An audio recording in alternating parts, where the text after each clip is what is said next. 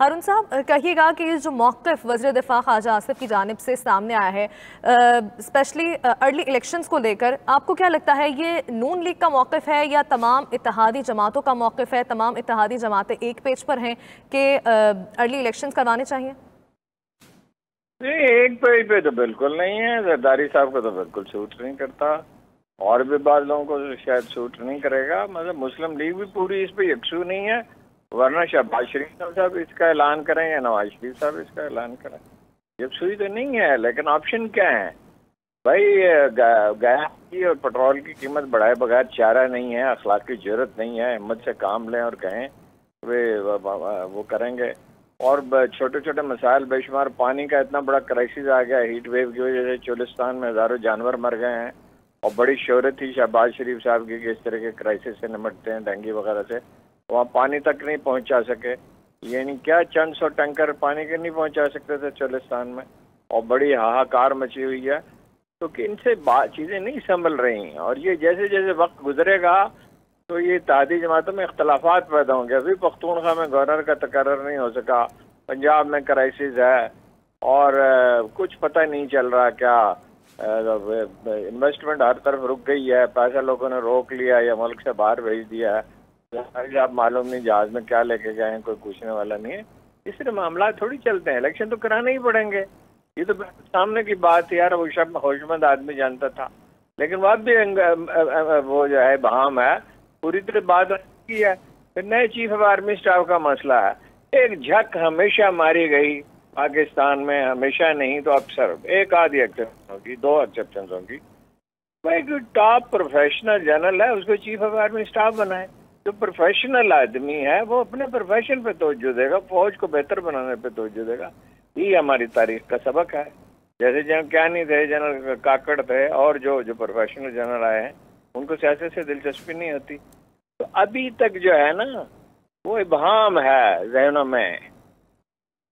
वो क्या वो उसका शेर है कि नींद से वो नमाज बेहतर है, असर ख्वाब है अदा में।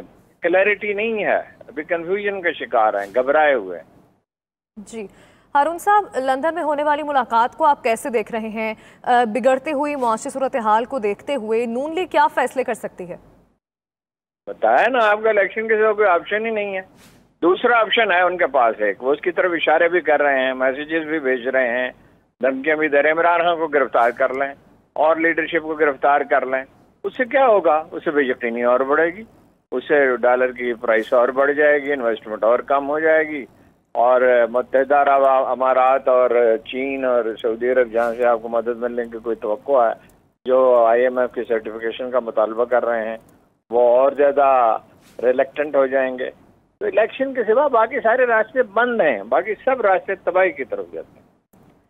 ठीक, हारून साहब, अपने इंटरव्यू में वज़ीर दिफा का ये भी कहना था कि नए आर्मी चीफ की तैनाती मेरिट पर होगी, और अगर फहरिस्त में लेफ्टिनेंट जनरल फैज़ हमीद का नाम हुआ तो इस पर भी गौर किया जाएगा। उनका नाम जो है वो उस वक्त आएगा अगर नंबर हो, और वो बिल्कुल उस पर गौर नहीं करेंगे। ये किसको बता रहे हैं वो, और ये वो किसको बता रहे हैं कि मेरिट पे करेंगे? जितनी तकर्रियाँ नवाज शरीफ साहब ने की हैं, और नवाज शरीफ साहब क्या, उनसे पहले भी जिन्होंने की हैं और बाद में भी जो आए, वो जो सोच रहे थे, ये एक बुनियादी अंदाज़ फिक्र की कमी है, ये गैर सेहतमंद अंदाज़ फिक्र है। एक छोटी सी बात जो एक आम तालिब इल्म समझता है, एक आम अखबार रहता है जो मिलिट्री इस्टेब्लिशमेंट को कवर करता रहा हो, तो पाकिस्तान आर्मी का चीफ पाकिस्तान आर्मी का चीफ होता है, हुकूमत के कहने में नहीं होता है। वो अदारे के मफादात देखता है, और अगर होशमंद है तो मुल्क के मफादात देखता है। पाकिस्तान की खास नौयत है, कोरिया की तरह, ताइवान की तरह, इसराइल की तरह, यानी उनकी पॉलिसियों की मुनासबत से मैं नहीं कह रहा, जवाब और रद्द में जवाब की वजह से नहीं कह रहा, पाकिस्तान को मुस्तकिल थ्रेट है इंडिया से। तो यहाँ आर्मी चीफ बहुत पावरफुल होता है और ऐसा ही रहेगा। उसका इलाज और है, उसका इलाज है सियासी जमातें जमहूरी खतूत पर उस्तवार हो, वाकई सियासी जमातें बने। कौन सी सियासी जमात इस मुल्क में? एक इमरान खान की जेब में पड़ी हुई, एक नवाज शरीफ की जेब में पड़ी हुई है, एक जरदारी साहब की जेब में पड़ी हुई है। सिविल अदारे मजबूत हों, पुलिस को आप पुलिस बनाएं, अदलिया को अदलिया बनाएं, 130वें नंबर पे है या 120वें नंबर पे। और सिविल सर्विस का हाल ये है कि उसमें शरीफ खानदान के वफादार हैं, और फलां के वफादार हैं और जरदारी साहब के वफादार हैं, इसकी सफाई करनी पड़ेगी जब नहीं हुकूमत आएगी। वो क्राइसिस बहुत बड़ा है, डीप है, और इसको एक बिल्कुल मेजर सर्जरी की जरूरत है। FBR की हालत ये है कि आधे पैसे तो FBR की वजह से नहीं हमें नहीं मिलते, यानी अगर 12,000 रुपये जमा होने चाहिए तो 6,000 रुपये जमा होते हैं।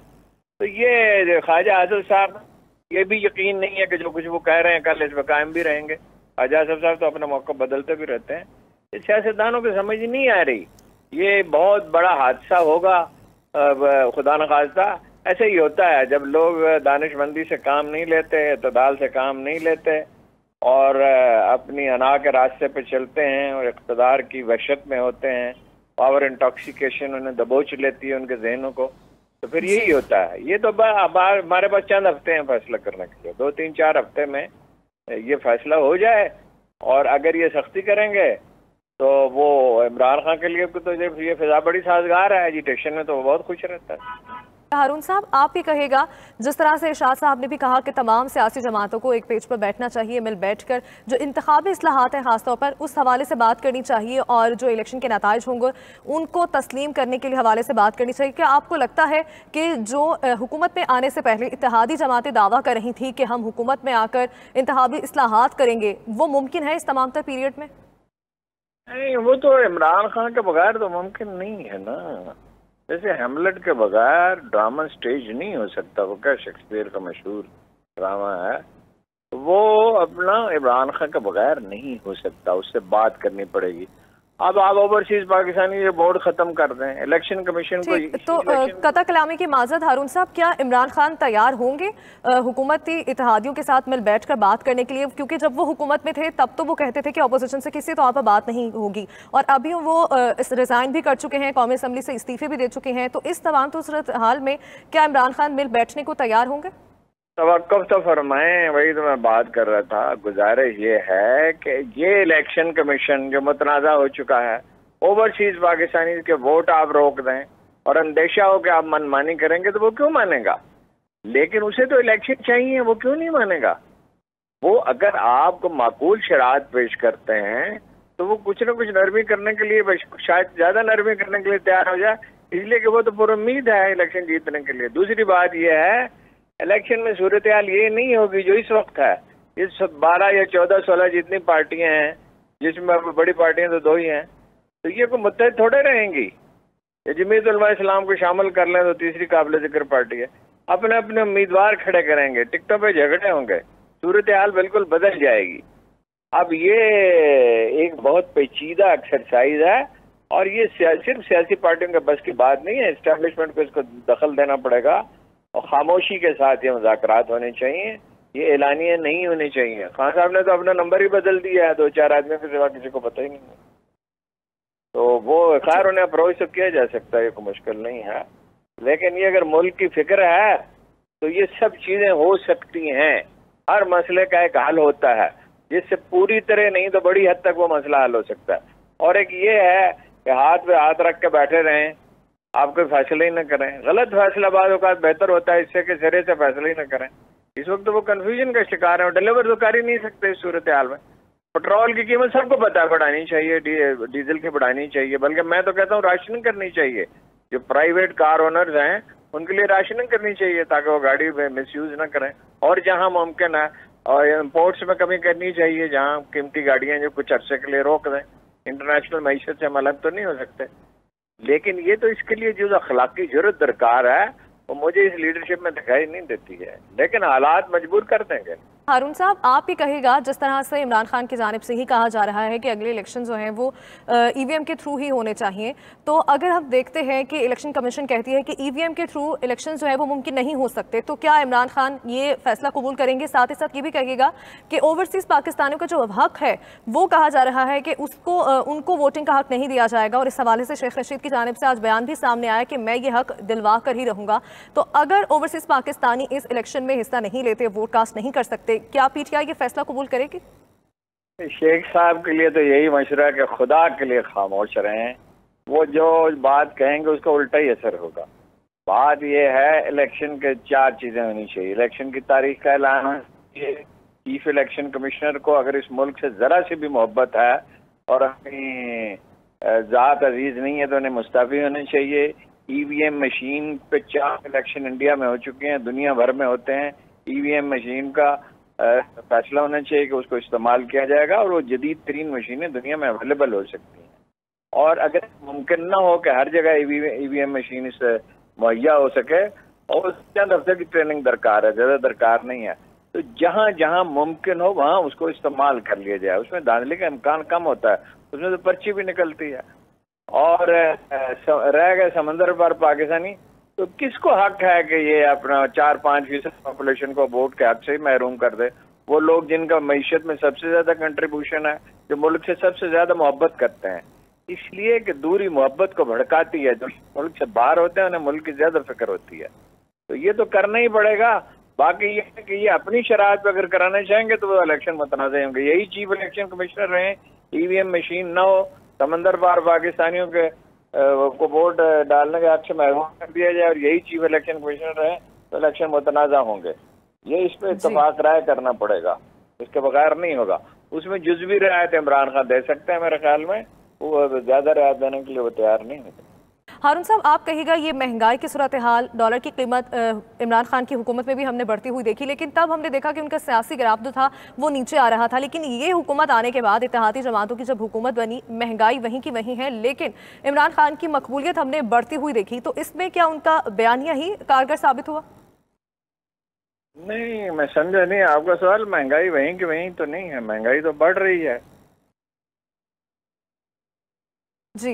महंगाई बढ़ी है, लेकिन हारून साहब, क्या इमरान खान की मकबूलियत उनकी हुकूमत में हमने देखा कि कम हो रही थी। सियासी ग्राफ जो था अवामी उनकी जो हिमायत थी वो कम हो रही थी उनकी हुकूमत हो चुकी है।